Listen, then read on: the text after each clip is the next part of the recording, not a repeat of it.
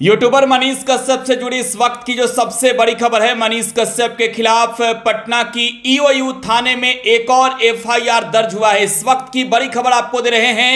पटना के ईओयू थाने में मनीष कश्यप के खिलाफ एक और एफआईआर दर्ज हुआ है। वायरल वीडियो के आधार पर ईओयू ने एफआईआर दर्ज किया है और एफआईआर दर्ज कराया है निशांत वर्मा नाम के एक व्यक्ति ने।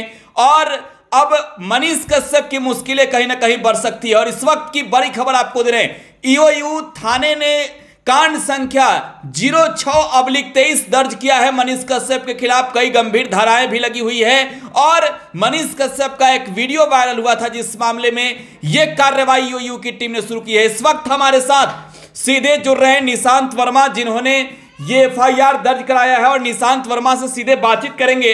निशांत जी, आपने एफआईआर दर्ज कराया है, क्या कुछ ये पूरा मामला है?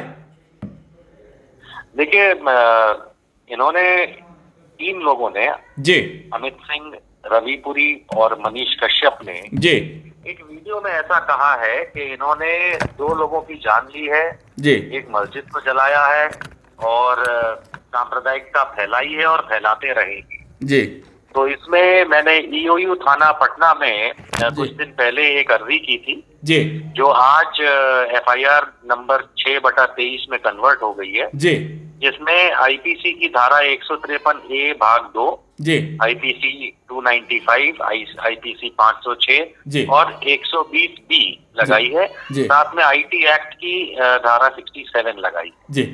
नहीं, इसमें एक और बड़ा सवाल है कि मनीष कश्यप के खिलाफ ये एफआईआर के लिए आपने आवेदन दिया था और जिसमें आरोप भी आपने लगाया था कि हत्या की भी बातें इन लोगों ने स्वीकार की है, जबकि हत्या की धाराएं लगी नहीं है इस एफआईआर में।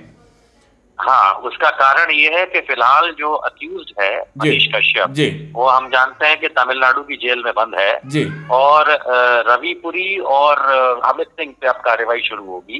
तो इन तीनों को, क्योंकि वीडियो में कन्फेशन है और जब कोई कन्फेशन करता है तो उसको सामने बिठा के पूछा जाता है कि जो तुमने किया है इसकी तुमने कैसे कन्फेस किया, किसको मारा है। तो जब ये रिमांड पे लिए जाएंगे इस पर्टिकुलर एफआईआर के लिए, तब वो बातचीत और इन्वेस्टिगेशन होगा और उसके बाद उसमें धारा 302 या जो भी लगती और धाराएं हैं वो तब जोड़ी जाएगी, आवश्यकता होगी तब चार्जशीट में जोड़ी जाएगी। ये आपके संज्ञान में कब आया? और निशांत वर्मा जी, आप बिहार से रहने वाले भी नहीं हैं और आप बिहार आए और आपने बिहार में आकर आवेदन दिया ईओयू के थाने में कि इस मामले में संज्ञान लेकर कार्रवाई करनी चाहिए। ये जो पूरा मामला है, आपको कब इस बात की जानकारी मिली और आखिरकार कैसे आप पटना तक पहुंचे और इस पूरे मामले में आपने एफआईआर दर्ज कराया? देखिए, मैं एक राजनीतिक विश्लेषक हूँ, मेन स्ट्रीम मीडिया के टीवी चैनल्स पे पिछले कई वर्षों से आता हूँ। तो ऐसा नहीं है कि मैं बिहार का हूँ तो ही बिहार में आना चाहिए। ऐसे कई मामले होते हैं जो खास बहुत वेग पकड़ते हैं, तो पूरे इंडिया में कहीं भी होगा तो मैं जाता हूँ अगर ऐसा मामला होता है तो। ये मेरे संज्ञान में आया था 15 मार्च 2023 को, तब मैं पटना में ही था, क्योंकि इतना हंगामा इस आदमी ने मचा रखा था कि मैं माननीय मुख्यमंत्री बिहार को इस आदमी पे, मनीष कश्यप पे यूएपीए की धाराएं लगे, इस चीज को लेकर के मैं एक एप्लीकेशन देने आया था। तो मुझे कुछ लोगों ने वीडियोस भी तब दिखाए थे कि इस तरीके का ये वीडियो है। तो 15 मार्च 2023 को जब मैंने ये देखा, फिर उसके बाद मैंने अपने आप तहकीकात करी। जब मैं दिल्ली वापस गया और बाकी जगहों पे गया तो देखा कि कोई भी केस इस चीज पे दर्ज नहीं है। उसके बाद मैं 17 तारीख को यूएपीए वाली जो धारा मैंने एप्लीकेशन की थी इसके आगे, उसका चीफ सेक्रेटरी साहब का फॉरवर्डिंग अप्रूवल था गृह मंत्रालय को। तो उस वजह से मुझे फिर 23 मार्च को फिर दोबारा पटना आना पड़ा था आगे की कार्यवाही के लिए। तो गृह मंत्रालय में जो बड़े सेक्रेटरीज होते हैं उनसे बातचीत जब हुई यूएपीए के मामले में, तब मैंने ये वीडियो भी दिखाया, एविडेंस दिखाया। तब उनके जब संज्ञान में आया तो उन्होंने मुझे गाइड किया कि क्योंकि मनीष कश्यप के जितने भी मामले इस समय बिहार में हैं, तो वो ईओयू मतलब जो नए मामले हैं, पुराने तो अपने अपने थानों के हैं, वो ईओयू मैनेज कर रहा है, थाना ईओयू। तो फिर उसके बाद मैं थाना ईओयू डायरेक्ट किया गया, वहां मिला मैं 24 तारीख को। 23 तारीख को मुझे याद है बिहार बंद की कॉल थी जो बेकार थी, लेकिन 24 तारीख को फिर मैं मुलाकात की और मैंने आवेदन दिया था, इस चीज के लिए कंप्लेंट दी थी कि इस पे इन सारे मामलों पे एफआईआर होनी चाहिए। जो अब जाकर के आज मैं पटना में हूँ इस समय, और खुशी की बात है कि इसको एफआईआर में तब्दील किया गया है और कार्रवाई शुरू कर दी। किस तरीके की कार्रवाई चाहते हैं आप? ईओयू पूर्व के भी कई ऐसे मामले हैं जिस मामले में जांच कर रही है, और लगातार अगर एफआईआर की बात करें तो मनीष कश्यप के खिलाफ ये चौथा एफआईआर है जो ईओयू ने दर्ज किया है। किस तरीके से इस कार्रवाई को देखते हैं, क्योंकि उनके जो समर्थक हैं वो इसका विरोध कर रहे हैं जो कार्रवाई मनीष कश्यप के खिलाफ बिहार की पुलिस कर रही है?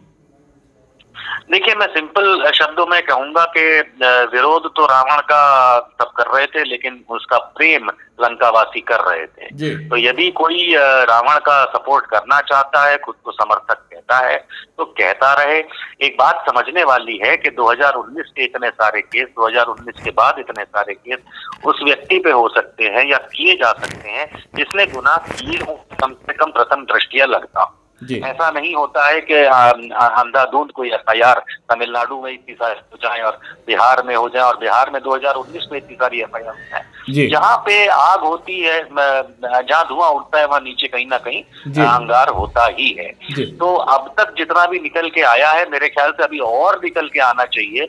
और मैं आपके माध्यम से पूरे बिहार और पूरे देश की जनता को यह आह्वान करता हूँ कि इस व्यक्ति ही नहीं, इसके जैसे जितने भी व्यक्तियों के खिलाफ कोई और हो, तो एक लॉ अबाइडिंग सिटीजन, एक कानून प्रेमी होने के नाते और देश से प्रेम करने वाले लोग जो होते हैं, वो अपने अपने पुलिस थानों में जाके ऐसी चीजें जरूर कराते हैं। कारण जो आपने पूछा कि मैं बिहार क्यों आया, तो भाई जब सारा मामला ही बिहार के अंदर है, अक्यूज्ड यहाँ का है, आरोपी यहाँ का है, किस्सा सारा यहाँ है, तो अब मैं इसके लिए बंबई में या गुजरात में या दिल्ली में केस करूं, फिर वहां की पुलिस एक थर्ड एक्शन ले। उससे बेहतर है कि क्राइम जहां पे हुआ है, जहां का मामला है, जहां एक्यूज है, वहीं जाके करना चाहिए, और ये संविधान हमें इस बात को अलाउ करता है। बहुत बहुत धन्यवाद निशांत वर्मा जी हमसे जुड़ने के लिए और जानकारियां देने के लिए। तो मनीष कश्यप के खिलाफ एक और एफआईआर दर्ज हुआ है, गंभीर धाराएं लगी है, आरोप भी बड़े हैं। बहरहाल अब इस पूरे मामले में पटना की ईओयू की पुलिस जो है वो अब छानबीन में जुटी है, और जांच के बाद ऐसा माना जा रहा है कि मनीष कश्यप की मुश्किलें काफी और बढ़ सकती है, क्योंकि तमिलनाडु से लेकर बिहार तक मनीष के खिलाफ लगातार पुलिस का छानबीन और जांच जारी है।